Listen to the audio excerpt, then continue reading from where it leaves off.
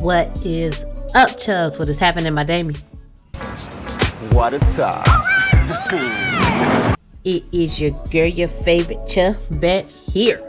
So, I wanted to check back in with Miss Amberlynn Reed.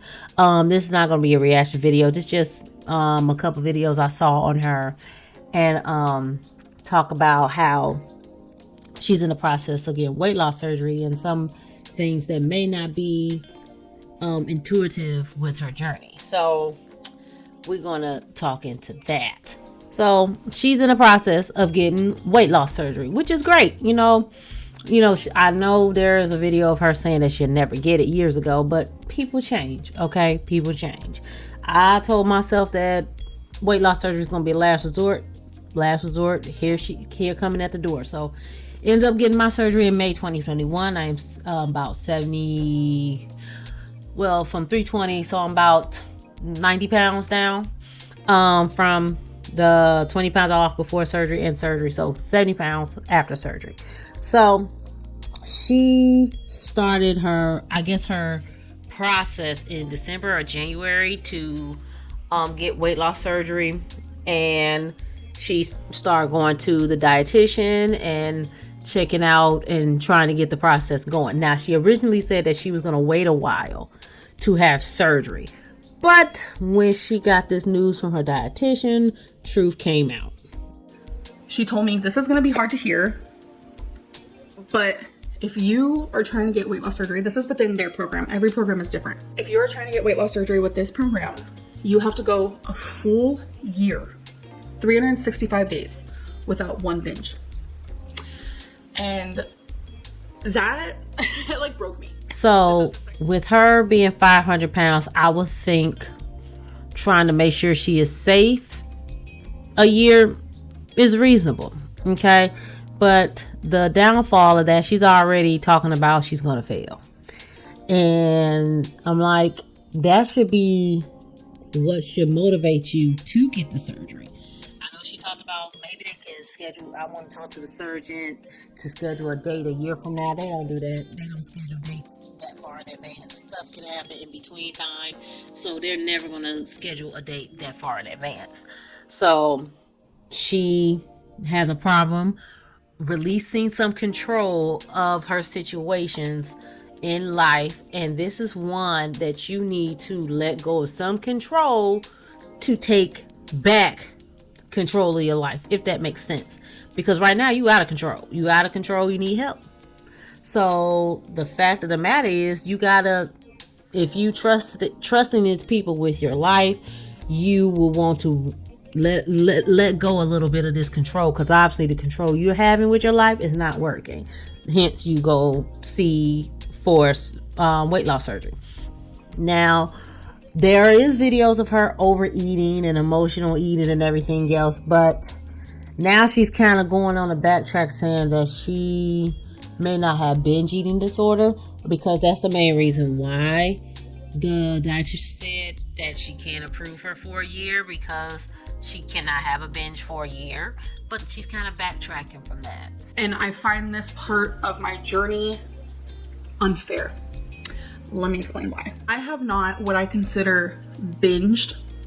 I have not since somewhere in December. This whole January, February, we're fixing to be in March, I have not ate in a binging manner. It's just the fact that she literally said what I call a binge and what I call this.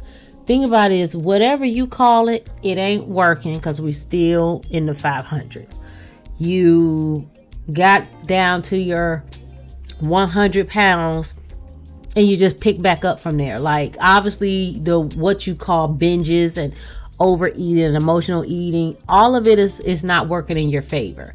But until she really realizes that change needs to happen, she's not going to let go of that control. She's never going to do it. It's not going to happen, and it's not going to work in her favor. Now, what she said, she's keep bringing up that she's going to look for a different program. The thing about it is, any program is going to kind of be the same result, especially if you're here in the U.S. They want you to lose weight first. They want you to lose some weight first. And if you don't lose that weight, they're gonna be like, hey, I'll see you in the next appointment. My surgeon does it.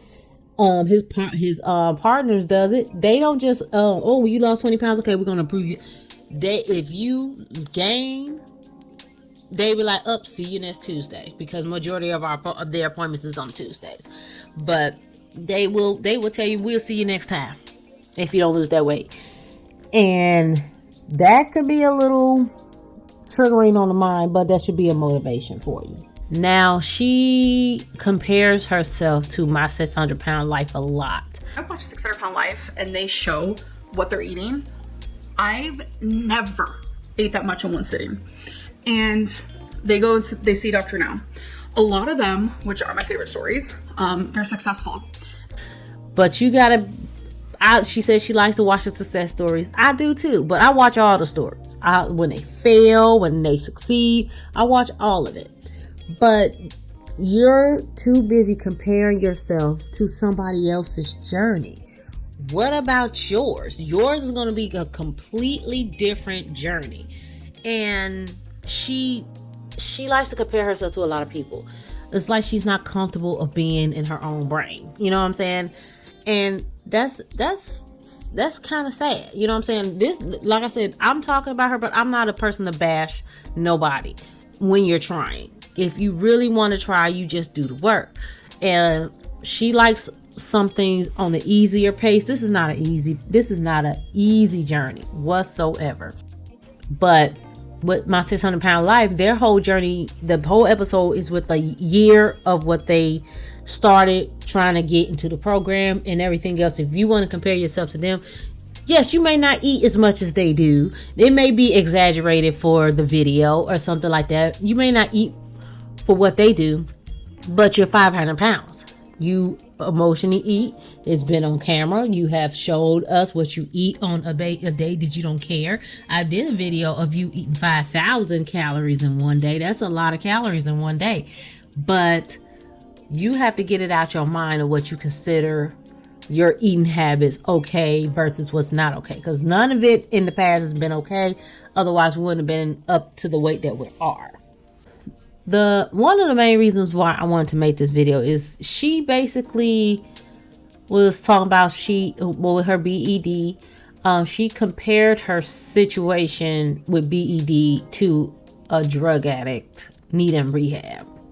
A friend of mine, if you're watching, hi, said something that really, I was like, oh wow, that makes a lot of sense. She said, it feels like, or seems like, having me wait a whole year is like telling a drug addict, I want you to be a whole year sober before you go into rehab.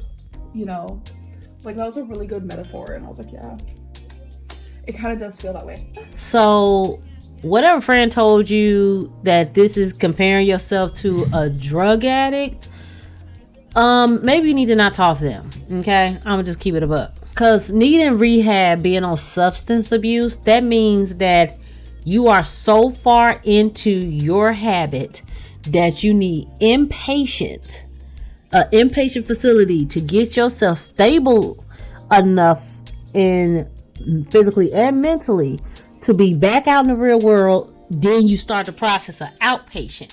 That's not what the surgery does. The surgery is a tool to alter your stomach to keep you from overeating.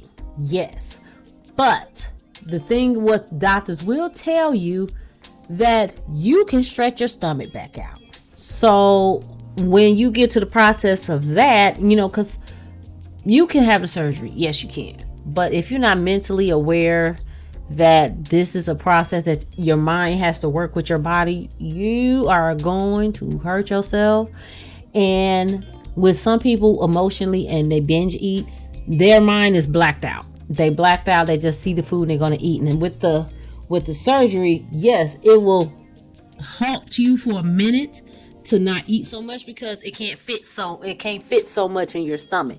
Now, when you start pushing it a little more each time you eat, then your stomach starts to make room for that shit. So you're pushing more and more into your stomach because you're in your mind state of a binge, or what you consider a binge. You can stretch your stomach out, and then all that work for nothing. All that work for nothing. What you're going to do, go back and get it done again? The purpose of me getting it done is not to get it done again. That's why I'm doing what I'm supposed to do. But just to compare yourself to somebody that needs rehab with substance abuse, are you saying that your situation with your weight is in dire need, that you need inpatient facility? Because that's what that is. That's what I is. Comparing yourself to somebody in rehab means that you are that far gone that you need inpatient help to get your weight in line. That's what that is, not the surgery. The surgery is a tool, and if you don't know how to use that tool, you're going to hurt yourself. So it's useless. It's useless. I feel that she should stick with the program, because people talking about get a second opinion. This is a second opinion. She went to a weight loss doctor before. She didn't like what he was saying for what she told us. So this is her second opinion. This is her second opinion. She's going to get a third. This is just the longest process she's been with this weight loss program. But this is her second opinion.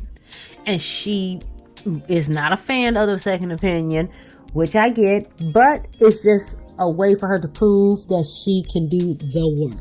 Now she is taking steps and doing her steps on her Fitbit or Apple Watch. I don't know which one she got, but you need to get out the house. You need to get out the house, other than appointments and grocery shopping and everything else. Well, majority of the time she gets DoorDash or whatever delivery company that delivers her food. But your mind is not all that great if you're in the house all the time. Maybe you're not the one that need to be. Maybe you need to go outside.